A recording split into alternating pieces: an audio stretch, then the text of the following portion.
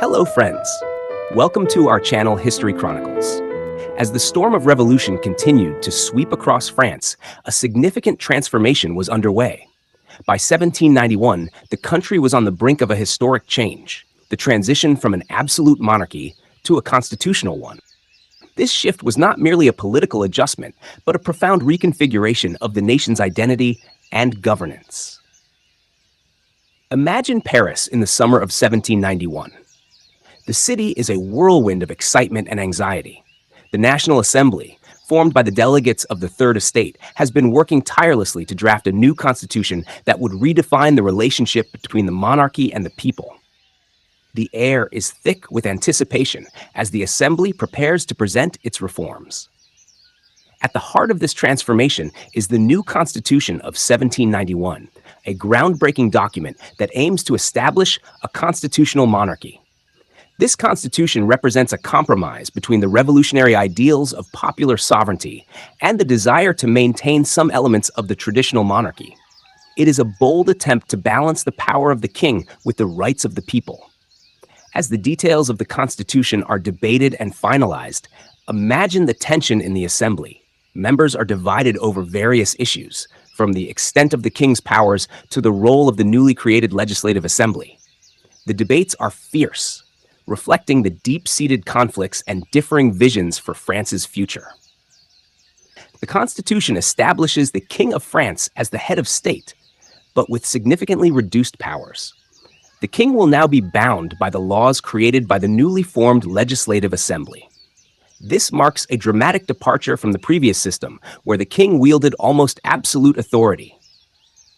The monarch's role is now more symbolic and ceremonial, with real political power resting in the hands of elected representatives. One of the most significant changes is the introduction of the Legislative Assembly, which replaces the Estates General. This new body is composed of representatives elected by the citizens, and it is tasked with making laws and overseeing the administration of the country.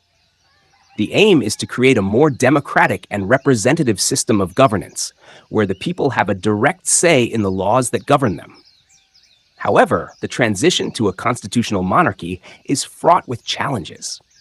Many segments of French society are resistant to change, particularly those who fear losing their traditional privileges or power.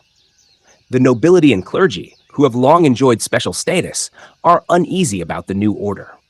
At the same time, radical revolutionaries push for even greater changes, arguing that the new constitution does not go far enough in dismantling the old regime. The new constitution is put to the test almost immediately. The king's flight to Varennes in June 1791, an ill-fated attempt to escape Paris and rally support from royalist sympathizers, dramatically undermines the trust in his commitment to the new system. The king's attempted escape, combined with growing unrest and opposition, puts the fledgling constitutional monarchy under immense pressure. Despite these challenges, the Constitution of 1791 represents a crucial step in the evolution of the French Revolution. It embodies the revolutionary ideals of liberty and equality, while also seeking to preserve some aspects of the traditional monarchy. The Constitution is a reflection of the complex and often contradictory nature of the revolution, a movement that seeks to forge a new path while grappling with the remnants of the old order.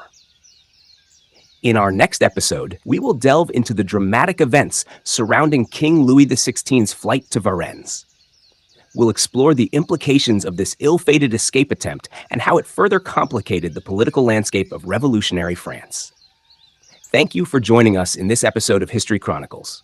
Stay tuned as we continue to unravel the compelling story of the French Revolution. See you next time.